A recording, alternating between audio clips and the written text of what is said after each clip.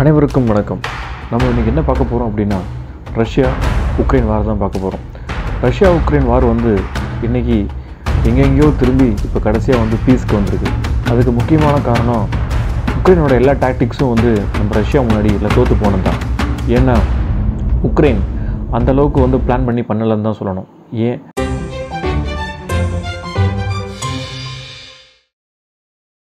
ஏன் அந்த பிளானிங் ப்ராப்பராக இல்லை அப்படின்னா, இன்றைக்கி அவங்க வாங்குகிற எக்யூப்மெண்ட்ஸ் வெப்பன்ஸ் எல்லாமே பார்த்திங்கன்னா யூரோப்பியன் கண்ட்ரீஸ் ப்ளஸ் அமெரிக்கன் கண்ட்ரீஸ்லேருந்து தான் வாங்கியிருக்காங்க.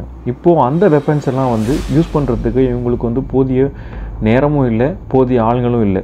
ஏன்னா இப்போது நம்ம கர்க் ரீஜனில் மட்டும் கிட்டத்தட்ட 9000 பேர்த்துக்கு மேலே ரஷ்யா அடித்து ஒழிச்சிட்டாங்க. அவங்களுடைய போர் வீரர்கள் எல்லாம் அடித்து காலி பண்ணிட்டாங்க. இப்போது அதனால் என்ன ஆச்சு அப்படின்னா, உக்ரைனுக்கு போர் வீரர்கள் ரொம்ப தட்டுப்பாடாகி போயிடுச்சு. இப்போது அதனால் உக்ரைனுக்கு ஃப்ரண்ட்டில் நின்று வேலை செய்கிறவங்களோட ஆளுங்க ரொம்ப கம்மியாகிட்டாங்க. அதோட உக்ரைனோட எக்கனாமி இன்றைக்கி ரொம்ப டவுன் ஆகிடுச்சு. கிட்டத்தட்ட இந்த ஒரு இயருக்கு மட்டும் அவங்களுடைய எக்ஸ்பென்ஸ் மட்டும் அவங்க சொல்லியிருக்கிறது 25 பில்லியன் கிட்டிருக்காங்க. அந்த 25 பில்லியன் செப்டம்பர் ஆக்சுவலாக லாஸ்ட் ஆகஸ்ட்லேயே ரிலீஸ் ஆகிருக்க வேண்டியது. ஆனால் அந்த அமௌண்ட்டு அவங்களுக்கு இன்னும் ரிலீஸ் ஆகலை. இப்போது நேற்று நடந்த மீட்டிங்கில் லாய்ட் ஆஸ்டின் அமெரிக்காவோட டிஃபென்ஸ் மினிஸ்டர் லாய்ட் ஆஸ்டின் கிட்டத்தட்ட 250 மில்லியன் சொல்லியிருக்காரு அவங்களுக்கு உக்ரைனுக்கு கொடுக்க போகிறேன்னு சொல்லி. ஆனால் உக்ரைன் நீங்கள் கொடுக்குற இந்த பணம் எங்களுக்கு ரொம்ப நல்லது விஷயந்தான், ஆனாலும் எனக்கு இப்போதைக்கு போர்க்கால கருவிகள் தான் எங்களுக்கு தேவை அப்படின்னு சொல்லியிருக்காங்க. போர்க்கருவிகள் ஏன் தேவை அப்படின்னா, ரஷ்யாவோட இன்வேஷன்ஸ் இவங்க நேட்டோ ப்ளஸ் அமெரிக்கன் வெப்பன்ஸ் எல்லாம் அடித்து காலி பண்ணிகிட்டு இருக்காங்க. பிகாஸ் யுக்ரைன் கிட்ட ப்ராப்பரான ஒரு ஸ்ட்ராட்டஜி இல்லைன்னு தான் சொல்லணும். ஏன்னா நேட்டோவும் சரி அமெரிக்காவும் சரி டைரெக்டாக இந்த வாருக்குள்ளார இன்வால்வ் ஆக முடியாது. அப்படி இன்வால்வ் ஆனாங்க அப்படின்னா அது வேர்ல்டு வாராக மாறி போயிடும்.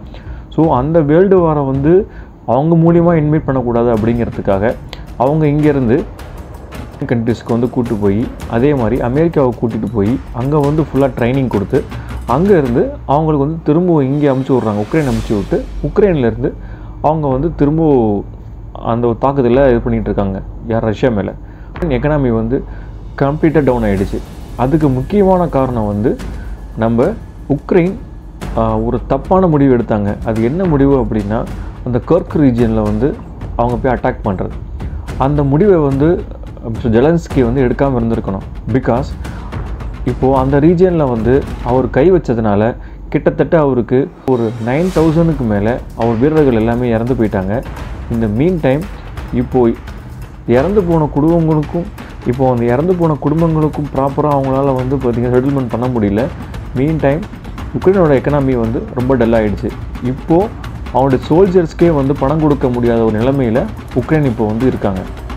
அதுதான் உண்மை.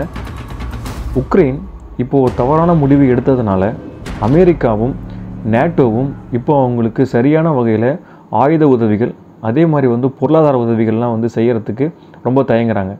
ஏன் அப்படின்னா, இங்கே உக்ரைன் அவங்க கொடுக்குற போர் விமானமும் சரி, அதே மாதிரி அவங்க கொடுக்குற பண உதவியும் அவங்க ப்ராப்பராக யூஸ் பண்ணுறாங்களா அப்படிங்கிறது அவங்களுக்கு தெரியல. அப்படி ப்ராப்பராக யூஸ் பண்ணாலும் ரஷ்யாவோட தாக்கு பிடிக்க முடியாதாலையும், அவங்களுடைய இழந்த பகுதிகளை எப்படின்னா கட்டுப்படுத்த முடியாதாலையும், மேலும் ரஷ்யா ஆக்கிரமித்த பகுதிகள் எல்லாமே இப்போ ரஷ்யா அவங்களுடைய அரசாங்கத்தை அங்கே நிறுவ ஆரம்பிச்சிட்டாங்க. அதே மாதிரி இவங்க கேட்ட ஆயுத உதவியும் அதே மாதிரி பொருளாதார உதவியும் நேட்டோ நேஷன்ஸ் ப்ளஸ் அமெரிக்கன்ஸால் ப்ராப்பராக டைமுக்கு கொடுக்கல. அதனால் நம்ம உக்ரைனோட ஆர்மிகள் ஃபுல் டிலேயில் போயிட்டுருக்காங்க. அவங்களுடைய சோல்ஜர்ஸுக்கு சேலரி கொடுக்கறதுக்கே இப்போது அவங்களுக்கு எக்கனாமி ஃபுல் டவுன் ஆகிடுச்சு. இதுக்காக 25 பில்லியன் அமெரிக்கா ஆல்ரெடி கேட்டிருக்காங்க. நேற்று அமெரிக்காவோட defence minister Lloyd Austin 250 million நம்ம உக்ரைனுக்கு கொடுத்துருக்காங்க. அந்த மீட்டிங்கில் மிஸ்டர் ஜெலன்ஸ்கி பேசும்போது, நீங்கள் கொடுத்த பொருளாதார உதவி எனக்கு ரொம்ப நன்றி தான், அது எனக்கு உதவியாக இருக்கும். இந்த மீன் டைம் எனக்கு வெப்பன்ஸ் வேணும், வெப்பன்ஸ் இல்லாமல் என்னால் இங்கே எதுவுமே செய்ய முடியாது அப்படின்னு சொல்லியிருக்காங்க. ஆனால் ஒரு 2 வீக்ஸ்க்கு முன்னாடி ரஷ்யாவோட இந்த உலகத்தோட அசுரன்னு சொல்கிற அந்த F-16 அந்த போர் விமானங்களை ரஷ்யா சுற்றி வீழ்த்தினதாக சொல்கிறாங்க. அது ரஷ்யாவோட பேட்ரியாட்டிக் சிஸ்டத்து மூலியமாகவே அடிச்சிட்டாங்க அப்படின்னு சொல்கிறாங்க. F-16 சாதாரண பேட்ரியாட்டிக் சிஸ்டத்து மூலியமாகவே அடிக்க முடியும் அப்படின்னா, இன்னும் நம்ம ரஷ்யாவோட அந்த ஹைபர்சோனிக்ஸ் மிசைல்ஸ் அதெல்லாம் வச்சு எவ்வளோ ஈஸியாக அடிக்க முடியும் அப்படிங்கிறத நீங்களே யோசிச்சுக்கோங்க. ஸோ ஸோ அவ்வளோ ஈஸியாக வந்து F-16 அடிச்சிட்டாங்கன்னு சொன்ன பிறகு நேட்டோ நேஷன்ஸும் சரி அமெரிக்கன்ஸும் சரி கொஞ்சம் பின்வாங்கிட்டாங்கன்னு தான் சொல்ல முடியும். ஏன்னா இவங்களுடைய அதிநவீன இவங்களுடைய அந்த அதிநவீன அந்த போர்க்கருவிகள்லாம் ரஷ்யாவால் ரொம்ப ஈஸியாக எளிமையாக வந்து வேட்டையாடப்படுது, சூப்பராக போகுது, ஒரு நிமிஷத்தில் தீக்கரையாக மாறுது. இதை அவங்களால சகிச்சு கொள்ள முடியலன்னு தான் சொல்லணும். அதனால் எப்படியாவது ஜெலன்ஸ்கிக்கு வந்து பார்த்திங்கன்னா கொடுக்குற பொருளாதார உதவியும் ஆயுத உதவியும் கொஞ்சம் கொஞ்சமாக கம்மி பண்ணுறது மூலியமாக அவருக்கு ஏற்படுற அந்த ப்ரெஷரால் அவர் ஆட்டோமேட்டிக்காக அந்த அமைதி பேச்சுவார்த்தைக்கு திரும்புவார் அப்படின்னு அவங்க கேம். அதுதான் உண்மையும் கூட. இதை வந்து ரஷ்யன் சோல்ஜரோட ஹெட்டு ஒருத்தர் வந்து அவர் வந்து நேற்று ஒரு ப்ரெஸ் இன்டர்வியூவில் சொல்லியிருக்காங்க. இது வந்து நேட்டோவோட கேம் தான், அவங்க தான் இப்போ வந்து இந்த அளவுக்கு எங்களுடைய இந்த நிலைமைகள்லாம் வந்து மோசமாகிறதுக்கு காரணமே நேட்டோ தான் அப்படி சொல்லியிருக்காங்க. இப்போதைய நிலைமை பிரகாரம் ஒரு உக்ரைனியன் சோல்ஜரோட சேலரி வந்து மாதம் வெறும் $500 மட்டுமே தான். மிலிட்ரி எக்ஸ்பென்ஸ் வச்சுருந்த பணத்தை எல்லாம் இப்போது அவங்களுடைய போர் வீரர்களுக்கு வந்து கொடுக்கறதுக்காக இப்போ அவங்களோட கண்ட்ரி எக்ஸ்பென்ஸுக்கு வச்சுருந்த பணம் எல்லாம் அவங்களுடைய சோல்ஜர்ஸோட சேலரிக்கு வந்து இப்போது கொடுக்கறதுக்கு அவங்களுடைய நாடாளுமன்றம் வந்து ஒத்துருக்காங்க. அஃபிஷியலாக வெளியே வரலனா கூட அவங்களுடைய இது வந்து அஃபிஷியலாக வெளியே வரலனா கூட அவங்களுடைய மினிஸ்டர் ஒருத்தவங்க வந்து இந்த விஷயத்தை லீக் பண்ணியிருக்காங்க. ஸோ இப்போது உக்ரைன் வந்து அவங்கக்கிட்ட இப்போ வந்து இராணுவ பலமும் கிடையாது, அதே மாதிரி வந்து பொருளாதார பலமும் கிடையாது. எளிதாக வந்து ரஷ்யா வந்து அவங்கள ஆக்கிரமிச்சிட முடியும் அப்படிங்கிறத நம்ம கொஞ்சம் நினைவு கூர்ந்து பார்க்கணும். ஏன்னா அவர் சொன்னது இன்றைக்கி உண்மையாக்கிட்டு தான் வருது. இந்த நிலைமை போகும்போது புட்டினால் மிகவும் எளிதாக உக்ரைனை வந்து பிடிக்க முடியும், அதுதான் உண்மை. அது இல்லாமல் இந்த கர்க்ஸ் ரீஜனில் உக்ரைன் செஞ்ச ஒரு தப்பால் கிட்டத்தட்ட ஒரு 9000 பேர் அவங்களுடைய போர் வீரர்கள் வந்து மரணம் அடைந்தாங்க. அந்த மரணம் அடைகிறதுக்கு முக்கியமான காரணம் யாருன்னு பார்த்தா நம்ம ஜெலன்ஸ்கி. அவருடைய தப்பான வியூகம். அவர் ஒரு சின்ன வெற்றிக்கு ஆசைப்பட்டு ஒரு பெரிய படைபலத்தை அவர் வந்து இழந்துட்டாருன்னு தான் நம்ம சொல்ல முடியும். அதுவும் வந்து பார்த்திங்கன்னா நேட்டோவுக்கும் அமெரிக்கன்ஸுக்கும் ஒரு சின்ன ட்ராபேக்காக கொடுத்துருக்கு. இவங்களுக்கு உக்ரைனுக்கு வந்து நம்ம இவ்வளோ போர் உதவிகள் அதே மாதிரி பொருளாதார உதவிகள்லாம் செஞ்ச பிறகும் இவங்களுடைய ப்ராப்பர் பிளானிங் அண்ட் ஸ்ட்ராட்டஜி இல்லாதனால எவ்வளோ அமெரிக்கன்ஸ் அண்ட் யூரோப்பியன்ஸ் அவங்களோட வெப்பன்ஸ் எல்லாம் வந்து வேஸ்ட்டாக போச்சு அப்படிங்கிறத அதை வந்து பார்க்க முடியுது. அதே மாதிரி இந்த நம்ம டிஃபென்ஸில் இருக்க சில நிபுணர்களும் வந்து அதான் சொல்கிறாங்க. அவர் வந்து இந்த போரில் வந்து மேலும் அவர் இந்த போரை தீவிரப்படுத்தாமல் இதுக்கான அமைதி பேச்சுவார்த்தை மூலியமாக அவருடைய மக்களுக்கும் நல்லது பண்ண முடியும்.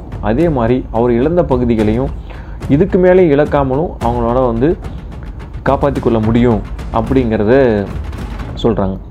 இதையே வந்து நேற்று புட்டின் வந்து ஈஸ்ட் எக்கனாமிக் ஃபார்ம் அப்படின்னு வந்து சொல்லக்கூடிய அந்த ஒரு எக்கனாமிக் மீட்டிங்கில் அவர் பேசும்போது கூட இப்போது நாங்கள் வந்து ரெடியாக தான் இருக்கோம், ரஷ்யா வந்து என்றைக்குமே அமைதி பேச்சுவார்த்தைக்கு நாங்கள் வந்து எதிராக போனதில்லை, நாங்கள் எப்போயுமே அவங்கள கூப்பிட்டு தான் இருக்கோம், பட் உக்ரைன் சைட்லேருந்து அவங்க தான் வந்து அதுக்கான இனிஷியேட்டிவ் வந்து எடுக்கணும், நாங்கள் ரெடியாக தான் இருக்கோம் அப்படின்னு சொல்லிட்டாங்க.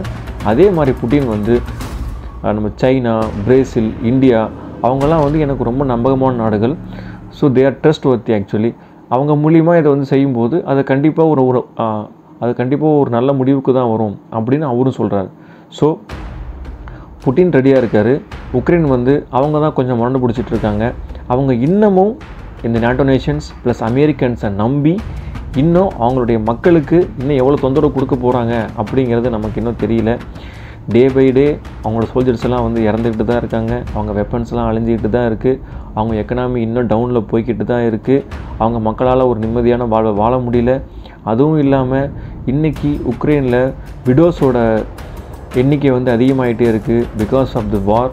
அதில் வந்து சோல்ஜர்ஸ் இறந்து போகிறதுனால ஏகப்பட்ட விடோஸ் வந்து thousands விடோஸ் வந்து இன்றைக்கி வந்து அவங்களுக்குன்னு ஒரு தனியான ஒரு ஏரியா உருவாக்கி அவங்களுக்கு வந்து சைக்கலாஜிக்கல் ட்ரீட்மெண்ட்லாம் கொடுத்துக்கிட்டு இருக்காங்க.